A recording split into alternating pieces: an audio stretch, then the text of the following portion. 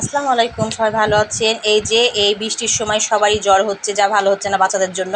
এখানে আমি সেই জন্য একটা টোটকা বানায় নিচ্ছি। এখানে কামরাঙ্গা 4টা ভালো করে ঝলসে নিয়ে রস করে ছেঁকে নিয়েছি। আর এখানে তুলসী পাতা আর পুদিনা পাতা আর মধু দিব আর আদা দিয়ে আমি একটা রেমেডি বানিয়ে নেব, দিয়ে বাচ্চাকে খাওয়াবো, তাহলে কাশির জন্য আরাম পাবে। এই যে কামরাঙ্গাগুলো আমি এখানে থেতো করে পুড়িয়ে ভালো করে আমি ছেঁকে নিয়েছি। এবার আমি এগুলো ভালো করে থেঁতা করে এটা রস বের করে নেব।